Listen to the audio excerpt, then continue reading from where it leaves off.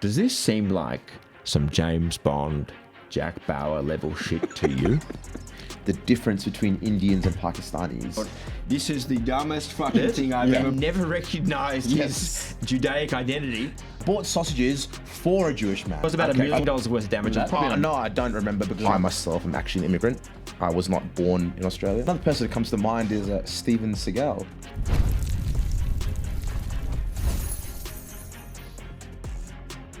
All right, we're live. Start with a drink. Cheers, brother. Cheers, mate. So, James, this podcast has been 26 years in the making. I reckon it was probably first recorded in the medium of primitive MSN Messenger. Do you remember that one? Yep, MSN Messenger. Back the choice of spaders of the day. Absolutely. Yep. Spader means man who is adventurous with women. We used to basically write each other messages back and forth. And we once even relayed the answers of a multiple choice test to each other. Yes. In advance. I think I saved you some time studying there. I think I got caught though because I wasn't the most intelligent cheater. And I had memorized all the answers to the question and jotted them down within 30 seconds of the exam starting. And what's more, mate? Not only were you not a very competent cheater, you were not a very competent fucking holder of secrets, buddy, because you gave me up instantly as the source of the... I don't know why you picked me, because you only got 6 out of 10, I think, even though you fucking copied my answers. Yeah, and but you coughed me up as the source of the intel. And that's the only time I ever had to forge my dad's signature, because I just thought, this is the dumbest fucking thing I've ever... I mean, I brought home some stuff, but I thought giving your mate the answers in advance for which he got 6 out of 10, which the teacher emphasised in his letter home, I can't give that to Dad. I can't serve that up to him. So I had to forge the old man's signature. I actually think I got him to... I said, Dad, I'm practising mine or I'm developing mine. Can you write this on... So I just copied it out so they wouldn't, if they check the records. What's actually worse for that particular subject, James, I was actually very competent. I think had I You would have got better grades than me. I don't know how this... I don't know why. I think my exam was early in the morning. But I think the multiple choice incident happened in what, year 8 or year 9? I think it was about then. Yeah, yeah, and by year 12, you'd think they would have forgotten. When we peaked dumb shit? Yeah. It was a couple of years before then. Yeah, actually think about it. I think most men tend to have the highest level of confidence between 14 to 16 and 24 to 28. There seems to be this kind of peak in your ability to do shit when you're a teenager and when you're in your late 20s. Isn't that the most beautiful thing about being male? Where it's like your picture of reality doesn't really correspond with reality, like in many respects. Like, for example, when you're negotiating interest from a woman, we tend to famously overestimate self-reports of how attractive a woman is relative to what she would say. In psychological experiments, I think it's been shown that men overestimate hugely. But isn't that the best part of being a man? Because the survival of the species depends on that audacious overconfidence. And is there anything greater to see in its application than that? I think such confidence is largely driven by testosterone levels, which some would argue, and the evidence shows, are largely dropping in men today. What are your thoughts on that? I'm a fully fledged conspiracy theorist on this one. I'm with Tucker Carlson, who is raising the alarm about the alarming drop in men's sperm count. I think they say that you or I would have had... I don't know what the exact figure is. It's a fraction of the testosterone of our grandfathers at the age of 30. They say that in the 1920s, a 70-year-old man would have had about the same level of testosterone as the average 30-year-old today. And that's an alarming statistic. Absolutely. And so Saad got me onto the filtration of water. I must admit I was a massive skeptic, but we were talking about the fluoride and the water conspiracies the other day. I don't know whether I'm fully signed on. I am fully signed on to the broader conspiracy of there being endocrine disrupting hormones. Basically, that's not even a conspiracy, James. I think anything that disrupts the way your body functions is an endocrine disrupting compound. But you think about how normal it is now just to spray up your house. Yes. You sort of just go, guests are coming over. I'm just going to spray a deodorizer, or I'm going to spray the fucking kitchen with Ajax spray and wipe. All that stuff adds up. I mean, all this stuff about microplastics, I reckon, is a greeny fucking beat up. No way. No, microplastics, I think, is definitely a real thing. Okay, but did you see the thing the other day? Yes, about glass bottles. No, about that you swallow a credit card's worth of microplastics. Over what time frame?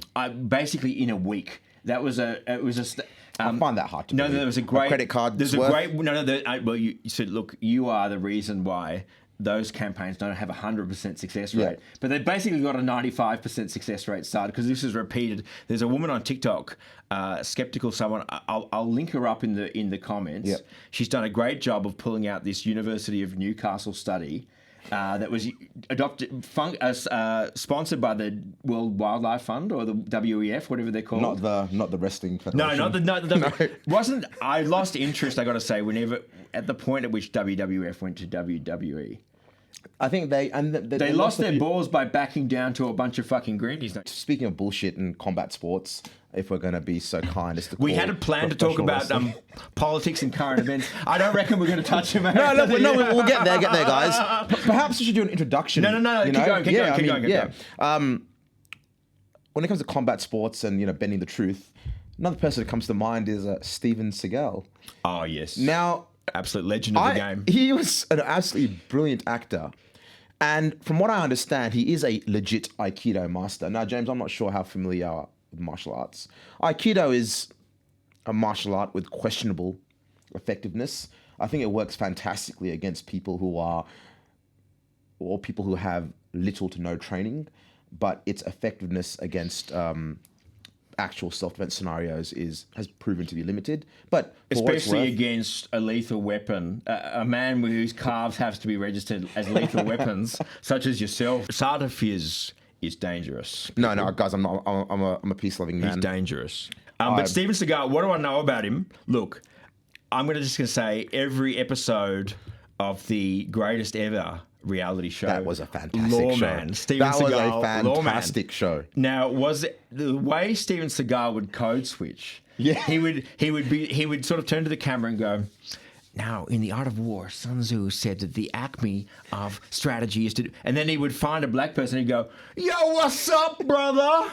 You know how it be for a G on these streets? And he believed every bit of it. And what about, I think he would speak Spanish rather poorly as well, whenever a Latino person was encountered. And the Lawman was basically, it was just like his straight-to-DVD hits. Yep. It was just a vehicle for cheap stunts involving Steve. And one of them, I think the sheriff's department showed up in a tank. Yeah. To someone say, I don't know what they were doing. I think it was like, I'm going to say, I'm making this up. It was like a traffic infringement or some shit. Yeah. But they literally pulled out a tank and there was a scathing review as to the effect of Lawman on the integrity of whatever police department he joined, which Seagal claimed to have been a member of for 26 years or something. Yeah. That claim was also largely in question, like most of Seagal's. Yeah. How good are the Fabulous? What I like about them is that they're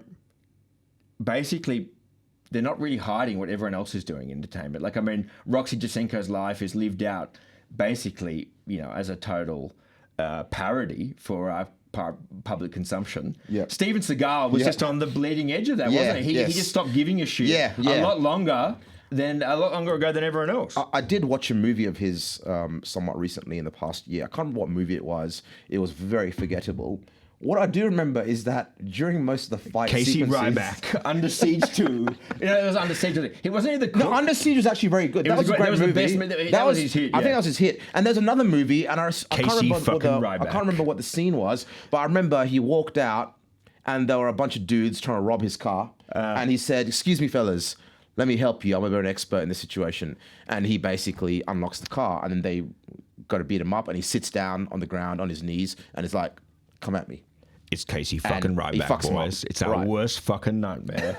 But his later movies are characterized by a distinct lack of action on his part. There was one I watched. I can't remember. I watched one of his last straight for DVD hits. Yeah. And the martial arts scenes is basically like you'll see Seagal priming up the camera with these ones. Exactly. And then you'll see someone else's legs doing these ones. I mean, look, he's let himself go. He has let himself go. He's carrying a fair bit of condition. Yeah. But doesn't he exhibition in Russia a fair bit? Yeah, I think he's best friends with Putin, isn't he? He's been on stage because Putin gave him citizenship. Yeah. And I got to say, Seagal comes out regularly with, look, I'm not going to hide my political lead. I mean, we have to get into politics somehow. Yeah, no, we will. No, but it was via Steven Seagal. Yes. I'm not going to hide my slightly outlandish views under a bushel. I think Russia is unfairly demonized. The whole media is Russophobic. I'm almost 80% of the way with Seagal. Seagal, who just sort of says, we do not recognize Ukraine as a country. Yes. Cheering on Z and the special. Like Seagal is totally staunch. He's living true to himself, and you got to respect that. He's living true to the dream of Peter the Great and the fucking Russian Federation, baby. He's into it. Okay. Like he's fully into it. Like he believes in Putin. Yes. He loves to see a strong man up there. Doing strong man type shit. Yeah. And Seagal's about that, baby. I mean, Seagal will take up citizenship for that. Yeah, I mean, strong men. I think that's something that we have been distinctly lacking in our leadership and politics recently. Would you say so? And in culture since the retreat of Steven Seagal only to DVD distribution. Well, look at when you and I were growing up, the action stars, we had people like Schwarzenegger, Stallone, Seagal. I believe there was a rally, an anti-immigration rally. There was a few weeks ago. There was, although I think it was mischaracterized. No. Before we continue, James, just and to the audience, in case you didn't realize, I myself am actually an immigrant. I was not born in Australia, nor my parents.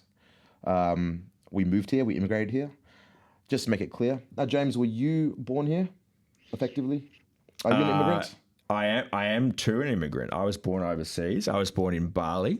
Excellent. But so you're Indonesian? No. Have you been to Bali? No, I haven't. I choose not to go there. Bali is the capital of Australia. Yes. It's undeclared. Okay. It's outside the... Yes. But if you want to see the most... if you grow up in the central Denpasar, yeah. You are going to see the most Australian shit you have ever seen, my friend. Yes, okay. Like, you are talking about women in dresses with the Australian flag that are made of rubber, so they look like jelly in cling film, walking up and down this with big, handsome Balinese men, muscular men who have become their boyfriend for the week. You see the most hair-raising things, my friend, the most Australian things. There's no place like if they included that bit of territory, central Denpasar, in the census, it would blow the census. They would fuck shit up. It would blow out all the average because there would be so much crazy shit going on there. But it's all done by Australians. So I like to think I was actually born in Australia. Yeah. Okay. So you're effectively Australian. Let's not call you an immigrant. I'm a brown person. I'm not Aboriginal, obviously, and I'm an immigrant. It's left me feeling a bit conflicted about this entire mess. On the one hand, I feel it would be hypocritical of me to complain about the number of immigrants coming into Australia because I myself was an immigrant. It would be, wouldn't it? Yeah, it would. How long have you even been here, man? I don't know, 98. Yeah, I mean, you as the only wearer of a full beard on the first day of year 7 were a great friend to have when it came to the old playground stuff. But anyway, immigrants. So... Well, so on the one hand, we've just advertised one of the main virtues of immigrants. Who else is growing a beard in year 7? You see are any white kids putting up those kind of numbers? I would say certainly not the low testosterone Indians that we see coming in. Let's be serious. Okay. Here we go. Let's go. Here we go. Let's do it. Hang on. Let's add a bit of sophistication to this debate. Yes. We've had immigrants, good or bad. Yeah. Indians, too many, not enough.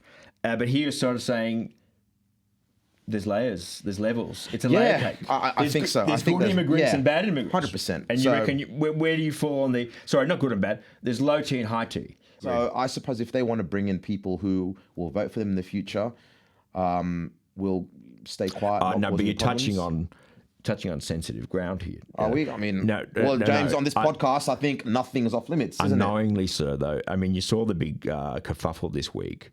Jacinta Nampijinpa Price said that Labor were importing because of the anti-immigrant rallies, anti-high migration rallies this weekend, last weekend I should have said. She was basically making the argument that Labor was importing a lot of people from India because it suited their political purposes.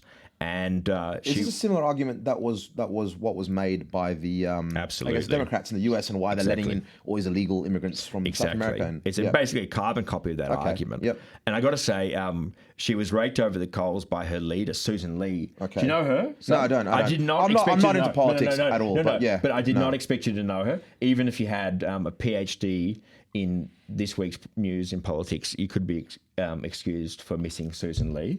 But she's a leader of the Liberals, and she raked Jacinta over the coals for this and said she'd been factually incorrect. So I just put in to Google, Saad, do Indians vote Labor? Yep.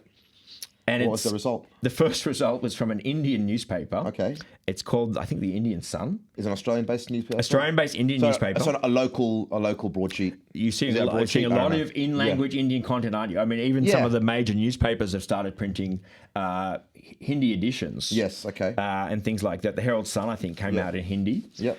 So you're seeing a lot of that. 85% of Indians vote Labor. And it was from a poll. Wait. 85% of Indians vote for Labor. That's right. And it was being... Why would that be? I've got no... Look, you'd have to ask the Indian Sun. Okay. Take it up with them. Yeah. I mean, because it's apparently racist to even suggest that this might be the case. And Susan Lee, the leader of the Liberals, has asked for proof from Jacinta on this question. Yeah. And I just sort of thought, well, it took me literally 3 seconds to find that stat. Yeah. And it came from an Indian newspaper, so it can't be racist. It was from June, from before, before all of this became flared up. Yeah. And it was from a Labor Party aligned researcher, Cos Samaras, who used to be the Deputy General Secretary of the Victorian ALP. Yeah. So you'd think it's pretty good dope, pretty racist-free dope. I sort of thought, why has it become the fact that simply stating something that is easily provable has become off limits? You saw a lot of people, Claire O'Neill and others, they did a lot of, the Indian community, just want you to know that their sort of videos, is saying that Indian people vote Labor a slur if it is true? Of course not. I think the problem today, though, is that just about everything is labelled racism. I say, bring back a bit of racism. Let's be serious. So I'm racist. Can I say, I was about to, you beat me to it. I was about to say, you are a racist. I'm a racist. I'm a brown person. I'm a brown Pakistani person. You're a white person. I think I'm better than you because I'm brown. Yeah. I'm racist. There you go. I said it. I think everyone is racist to a degree. Though. Really, it's a natural order of things to be racist. When we were at university, we worked on the student magazine together. Do you remember this? Oh, yep. Yeah. Yes. And, yes. This is from the Vault. Yes. And they had a censorship regime. It was very much on the cutting edge. We won't say how long ago we were at uni, but it was long enough ago for the woke mind virus to have taken hold in some, and so there not quite. We were able. Yeah, some. There was one episode where they blacked out almost everything. You just stepped on my fucking ankle. Sorry, mate. Sorry. Continue. But remember they had the gender and sexuality officer. Yes. Oh my God. Luca, do you remember her? Yes, I do remember. She was something to behold. Yeah. But she was very proactive with the old censorship marker. Yes. And so we got Saad to write a column under the pseudonym Salim Hussein. I think it was Salim Hussein. Salim Hussein. Because I was keeping my real initials. Nazim Hussein's a real comedian. Yeah, Nazim Hussein's a real icon. This was before. It was Salim Hussein or Saddam Hussein? No, Salim Hussein. Salim Hussein. And so Saad wrote one column saying why white people were inferior, and these were Saad's deeply held beliefs. This was not. We didn't have to put him up to this in any sense, right? And it was about basically what we have an excess of melanin, and that leaves us weak in terms of when you're crossing a continent. You don't want any whiteys in your pack. Yeah. Surely they will die off first. It was a real Darwinian shit. Yeah. Real Darwinian, and it was deeply held. But then we thought we've got to balance this. And we'll write another one about why white people are superior. Yes. Also by Saad. Yes. And we just put any old shit there, right? Yeah, but it was really bland. It was not passionately argued as the other one. And we put his photo on both of them. And we said, well, let's see what the gender and sexuality officer makes of this. Yeah. 95% of it went. Yes. Basically, the point is that the article that I wrote explaining why brown people are superior to white people had zero censorship. That's it. I then wrote a very similar article saying why white people are superior to brown people. I think that was 95% of it was censored. Yeah. You know? Yeah. that was around when that this woke mind virus was taking a hold. We're back. James had to refill his glass. I'm almost empty, but I'll finish it off now. Anyway, what were we talking about, James? Racism being the natural order of things. I love where this is going. It could never, ever be mistaken that Saad is anything but a subcontinental supremacist. But except for the fact, Saad, that you, can I say, almost revile your near neighbour, in a manner characteristic of your people. Yeah. And I don't judge here. No. Because I don't judge what I haven't experienced. But I got to say, your hatred for Indian people, who are on the surface, to many median observers, they would say, in many ways, their ways are quite like your ways, Saad. Look, there's a lot of frying of onions, spices. No. There's a lot of movies, a lot of cricket. You know, but is this what Freud called the narcissism of the small differences? You don't entirely look. You hate Indian people, Saad. I'm sorry to say it, but you fucking hate Indian people, don't you? I don't hate all Indian people. In fact, I have a few friends who happen to be Indian. Okay. Now, I suppose that is only something. Yeah. Can I just put it to you? Yes, I know. That is only something. I don't hate black people. I have black friends. That is only something that someone who is either completely guilty of the allegations or very, very defensive of the allegations just being put to him about Indian people says. Look, my views have been shaped by my experiences. Here we go. A lot of them can be not the most pleasant people to deal with. Here we go. Now, I thought I was had my own internal biases. Here we go. Yes. I thought these were actually my own internal biases. And look, let's be honest. It's kind of funny to play up the whole thing. I'm Pakistani and I hate Indian people. It's not a joke at all. Yeah, it's kind of funny to play that up. This is just a raw reality. I was having a conversation the other day with a property developer who, white Aussie Greek guy. Okay. White. It's funny how we call Greek people white now. When Greeks and Italians first moved here, they weren't white. They weren't considered. They weren't considered white at all. You know. So they were the Southern Europeans. Yeah. They were the difference. They were the other. Anyway, and he didn't know that I was Pakistani. I think he thought I was some sort of Arab or something. What would you take you for? Like what else? What else? A lot of people assume that I'm some sort of Arab. I think it's the beard or Got the fact that I don't talk with an accent. Perhaps. Yeah. You know. And you've got some sort of Arab sensibilities. I got to say. Perhaps. Yeah. Perhaps. Yeah. Just a few cheeky ones. Yeah. And he proceeded to tell me the difference between Indians and Pakistanis. And it was like down to a T in terms of like how they negotiate, what they're like to deal with. You know, even he talked about the smell to me. Okay. Ooh, I'm not touching that. No, that's it. That. You know, and look, that being said, I did have a friend at university who had a problem with BO, and we all had to sit down in the one day and tell him, listen, mate, you got to shower more, you got to use deodorant. And he was Pakistani, so this is neither here nor there. Bad hygiene is not indicative of your country of origin or. But hang on, let's go back to the big issue that we exposed before. I liked this idea, Saad. The idea was back in the day. Yeah. We had a better class of migrant. Yeah. And would you be holding yourself up as an example here? Do you reckon you were sort of before the currency got debased? Look, okay, I'm different in that I'm a brown person, but I moved here from the UK. How old were you when you moved here? 11. That being said, I know plenty of people from that era who moved here around that sort of time, a bit before, a bit after, and those people have gone on to be very successful in their fields, whether it's business, whether it's IT, whether it's medicine, law, so on. I've got a lot of friends who are immigrants who came here around the 90s to early 2000s. But now I feel that the people who are coming in, the barrier to entry has been lowered. I remember for us to move here from England in the late 90s was incredibly difficult. It wasn't like you could just rock up. It was very difficult. We had a lot of requirements had to be met. You know, my parents were both educated and all that. And same with the parents. A lot of my friends who moved here, they're all, you know, people with highly respected careers and educational backgrounds and whatnot. But now all we're seeing here, and I'm sorry to say this, but it's like we're just seeing a mass influx of Uber Eats drivers. Yeah. And people who are going to work in construction, construction and are doing these quite questionable. Are studying who knows the fuck what. Right? Yeah. They're studying diplomas, and it's not just from Tell India. you what, I wouldn't mind becoming. Yeah. A professor of cookery or hairdressing or one of those things. Yeah. Well, I've often thought that, you and I should open the. Your name, James Robertson, sounds quite posh, really. It does, yeah. I think we could hoodwink some Indians. I reckon we open up the James Robertson Institute of Business Management. Absolutely. Something absurd like that. Absolutely. There is a place like that near me. And, absolutely. One of those dodgy colleges. Yeah, it's a dodgy college. Yeah. And you have all these people. I don't know, it's not just Indians. You've got Indians, Nepalese, there's a few Chinese people from all over. I've yet to see one white person there, which I don't know. I don't know what that means. But anyway, a whole bunch of immigrants. And look, let's be honest. I'm going to be serious for a second because look, nothing that we say on this podcast should be taken seriously. Take it seriously.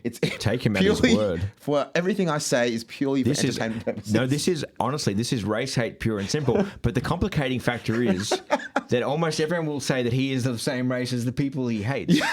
So how do we do this? Because I think you got to say a degree of self-hatred or narcissism and the small differences, that's inherent to human psychology. Yeah, it's normal, So can we condemn you for it? I don't think so. We hate New Zealanders, we white Australians. Yeah, exactly. We pure New Zealanders. The English hate the French. You've got to have someone to hate. I think so, yeah. And if it's a nuclear armed Batman neighbor has the Joker who has taken the Kashmir away from you, I reckon fucking hate him, mate. Yeah. Hook into it, big fella. You've got some basis for it. I remember the first time Saad and I got stoned. Do you remember that? No, I don't remember because I've never done such a thing. And you pull out an 11-kilogram bag of crispy M&Ms. And like, what the fuck? How do they? Where do they make these? Yes. And your sister comes down and she sees us eating the M&Ms out of this economy-sized bag, and she goes to Saad, not to me, but I'm sure she meant me as well. She goes, "Jungly." And I was like, "Stop being a jungly." And I was like, I wonder what that word means. Yeah. And then Saad tells me, it means one from the jungle. Yes. And I thought, that's just what it sounds like. I wanted to ask you a question, but it's expired. Anyway, it's been established that I'm racist, that you're racist, that we're all racist. I don't think I ever actually copped to being racist, mate. Let's just say we're all racist. No, I've made no admissions. But precisely would you call yourself admissions. Anti-Semitic? Absolutely not. Okay, good. Absolutely not. Just. Other people would call me anti-Semitic. Okay. But only a very small portion Yeah. of people who believe that a fair description of what Israel is up to, the abominable shit Israel is up to in Gaza, is anti-Semitic. To call a spade in that regard is anti-Semitic. Yeah. Those are the only ones who could. My ex-girlfriend was Jewish, as you know. Oh yes. Yeah. Yes. I've dipped my. You've tasted the forbidden fruit. Yeah, I've dipped into the inkwell on that one for a number of years. So I feel like my bona fides are well established there. Okay. Yeah. So of course I have no problem with Jewish people. Respect. Massive respect. I do have a problem with a regime that purports to be Jewish and is doing the work of God. Here we go. And the work of God in this instance involves, by some estimates, killing up to 300,000 people and counting. Now, Saad, can I just pull you up on your stat there? Yes, go. I got to say, Saad was really, people have really been vocal about, how long has it been, 2 years? October 7th, mate. We all know that this entire so it's coming up to 2 years, eh? Yeah, so it's not actually now. 2 years. Yeah. But Saad was actually, on October 8th, Saad was militant in his, a lot of the brothers are, Saad. They use brothers in the sense of LEG there. Yeah. A lot of the brothers are, but Saad, even for the brothers, you were militant. And I got to say, I really came round to it through just a sober-minded reading of the stuff that Israel had been up to, just in general, as an international citizen. Even outside Gaza, over the last couple of years, I've really had my eyes open to some of that stuff. Yes. But you were really out there in front. But I really couldn't. I couldn't support your interpretation more. But I got to pull you up, Saad, on your wild misuse of statistics. Okay. You said up to 300,000 people. The report that I read from Harvard University this week said the number of people who are missing, statistically, according to their estimate, is 400,000. So I did not know that. Excuse Wow. me. Yeah. Can you please stop dropping dis and misinformation? I'm sorry. On the pod, brother. Yeah, I'll be sure to fact check. Let's up that figure. Yeah, 400,000 people are missing. Are missing. That's in if they're addition to dead. the official toll They're of missing. whatever it is. Yeah. They're just missing. They're missing. How do you lose a person in 2025, Salafis? You know, the Indian space program, once they can take them to the moon. I'm not sure. It's a very niche joke there. Yes. A very niche joke, a very niche anti-Indian joke there. I won't comment on the merit of it, but I will say anyone who hasn't seen footage of the Indian space program's moon landing. Yeah. When was it achieved? I don't know, man. A couple of years ago. A couple of years ago. The graphics are incredible. It's a PlayStation 1 level graphic. I'd say Atari, son. No. Let's Let's Atari, brother. Not quite N64 level. It's PS1. Did you early ever have an PS1. Atari? No, I didn't. You don't know what the fuck you're talking about. I know. I didn't. I had played the Atari. I mean, the Atari. There was Pong. How did you ever? You're not that old. How could you ever had an Atari? Did you get one handed down from you? I grew up in a couple of third world countries, mate. Okay. Where were we? How did we go to this? I can't remember. It was about Pakistanis, Indian hate. What were we going to do for the... Here's one. Anti-Semitism. Anti-Semitism. No, yes. Anti-Semitism. Now, just Muslim people, Jewish people. I used to know a Jewish guy in university. I can't remember his name, but we were civil and we were friends to each other. In fact, You were, in fact, best friends, weren't you? No, I don't think so. What about Yehoshua? No, he was never Jewish. He just claimed to be Jewish. Well, he was someone who claimed to be Jewish, but Saad doubted his Jewish ancestry. Yes. So he disputed his claim. But I recognise the claim. Yeah. I But generally... he's also a Catholic. He called himself a Catholic as well. Hang on. Yeah. But, I mean, in this day and age, there is a lot of people who will just pay on a claim. Yeah. You can walk in and just go, women's restroom, please. Yeah. I'm a woman. Yeah. And people will pay on the claim. Yeah. There's a culture of paying on the claim. Yes. I got to say, I was early out on the pay on the claim. Yeah. So this particular friend, let's call him Yehoshua. Yehoshua, If if you're that watching, would be his name if it how were you been, rendered buddy? in the original Hebrew, it would be Yes. Yehoshua. Yeah. And Yehoshua claimed to be Jewish. Saad doubted it and never recognised his Judaic identity. I paid on the claim. I always regarded him as a Hebrew. Yes. Well, no, I'm not talking about Yehoshua. I'm talking about I can't remember this bloke's name. I remember there was a barbecue we went to, and he was an observing Jew. How many people's Jewish identity did you dispute? There was a barbecue that was happening, and I was a part of this barbecue for some reason. I don't know why. And he observed kosher. He was a yeah. And I was like, well, I only eat halal sausages. Well, I basically said great, and he was happy, and I bought some fantastic sausages from Morton halal meats.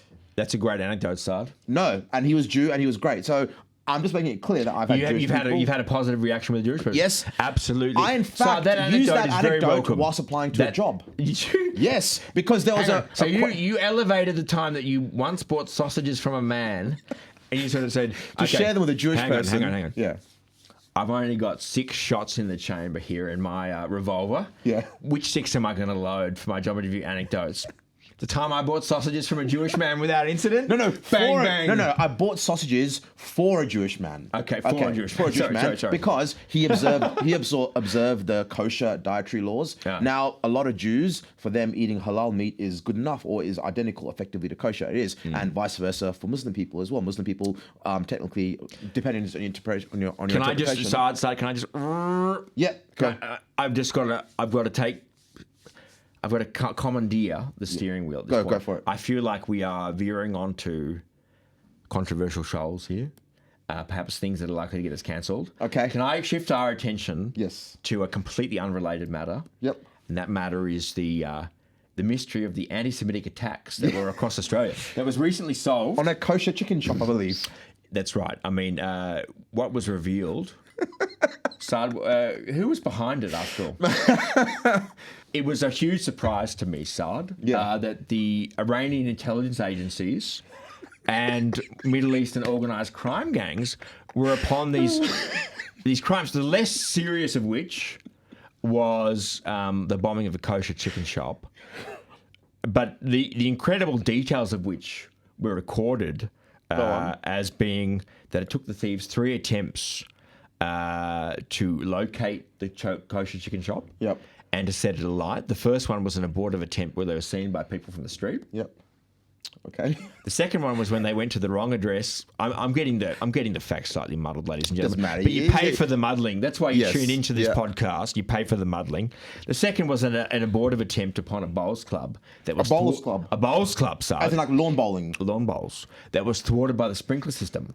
And then the third one was actually, it caused a fair bit of damage, but it did not entirely ruin the property, I've got to say. It caused about $1 million worth of damage, and probably on a block that's worth $2 or $3 million. Yeah. $1 million worth of damage, okay. Yeah. But I mean, it took them 3 goes. And I just sort of thought, when it was revealed by ASIO Director General Mike Burgess that it was done by the Iranian Revolutionary Guard, I just sort of thought, does this seem like some James Bond, Jack Bauer level shit to you? If it doesn't to me, it doesn't to me. It doesn't even seem to me like it is some Middle Eastern Sydney mobster level shit. Mate, I could go to Bankstown tomorrow and find a ragtag group of misfits who would be more competent at performing these It would be acts. difficult to find anyone in Who the couldn't. Canterbury Bankstown Broader Council LGA who could not pull off a more competent attempt at that crime than was pulled. I got to say, I was skeptical. I feel like sometimes intelligence reports, they come in. Remember Iraq? We just... some of the bosses here, they He kick him has off. weapons of mass destruction. We must go there and steal his gold. I mean, that's what it was. Exactly. Yeah. But I just feel like, and we know that Middle Eastern crime gangs are competent. If the kosher chicken shop owner had been held hostage at a storage unit in Greystanes and given a tonsillectomy using the most non-kosher instrument available to his assailant, then I would have believed it was Middle Eastern organised crime. But I don't think that they made a half-assed attempt to firebomb a chicken shop. No. Because those motherfuckers, when they firebomb a chicken shop, they firebomb a chicken shop. Yes. Do you know what I'm saying? Yeah. I mean, there was a shooting not long ago, 2 doors down from my favourite joint in Auburn. 2 doors down from New Star. There's one of those, Saad. Yeah. Every 17 minutes on the Today Show, if you watch it between 6 and 9 a.m. Yeah. It's a shooting in Maryland's. Oh, really? Something in Greystanes. That's basically our demographic out there. We love to all the brothers out there. Yeah. But you have to say that the some of the crime has gotten a little bit out of control, and for it to be, I suppose, even put in the same league as some of this chicken, chicken kosher shop stuff is just, it's embarrassing to the boys out there. It's embarrassing to the fellas out there in the Greystanes. The Greystanes massive. Yeah. I don't think they are. No. They're not seeing this. They're not reading the Telegraph with happy faces, are they, son? No, they're not. But begs the question then, why did our esteemed Prime Minister decide to remove the Iranian ambassador if it was not them? What could possibly be behind that decision? No, because Iran was definitely behind the chicken shop. Okay, yes. And the Prime Minister he reveres, like many Australians do, excellent chicken. Last question, because we are running out of time. We're running out of time. But I want to get this topic out on the table. I'm sorry, I'm actually holding it up. Do it. I know I've let you take some of the controversial ones today, but and I know you don't like AFL. So Isaac Rankin from the Adelaide Crows, player for the Adelaide Crows AFL team side, called, unfortunately, another player a word that rhymes with baguette during a AFL game during the regular season. Yeah. And he copped a 4-game suspension for letting fly with the baguette bomb there. Will he still be paid for those games, or I don't know. Let's say so. I mean, let's say he is. He's probably in that league where. So he's copped the 4-game suspension, but will still get paid. The critical thing for the fans is we got to think about this from the fans' perspective. Yeah. We're just coming to finals footy, and he is out of unless they make the grand final. He's not involved. He doesn't. He doesn't figure. Yeah. So that's what people are upset about. What do you think about that? I mean, for one drop of the baguette bomb, do you think that is a 4-gamer? Can I ask? In what context was he using the baguette bomb? I mean, was he, using it to as a slur in regards to the players' sexual preferences, or was he just using it as a general insult? I've got to say, Saad, that's you've hit the nail on the head again. It just reminds me that if a standard like this had been enforced, one time use equals Yeah. 4-game ban. Yeah. Just doing some basic maths here, my junior sporting career would have ended if such a standard was still upheld at the end of my first game with a 387 match suspension. And I've got to say, it's a shabby truth. I've just got to admit to it. I threw the word around a bit, but I never once meant it to insinuate a homosexual man. No, nor have I. It was the most versatile and wide-ranging word. Calling someone gay didn't actually refer to them being homosexual either. It was but the word that rhymes with baguette I used to use to describe someone whose summer sport was orienteering. Yep. From someone who was wearing the expensive, parentally financed, correct orthodontic mouthguard rather than the one you just put in the boiling water 10 minutes before the game. Okay. Anyone who kept their socks up for the duration of the game. Okay. Anyone who dropped a catch at any point in the game. Anyone who I didn't take a shine to. Yep. Anyone who ever looked at me askance, slightly, even slightly. Yeah. I mean, never once though did it mean. I just feel like we might be overreacting here, Saad. I think so. I think we've all gone. Can I just bring up here though my favourite example on this point? There was a bloke, I can't remember his name, but he was a Hawthorn player in 1997,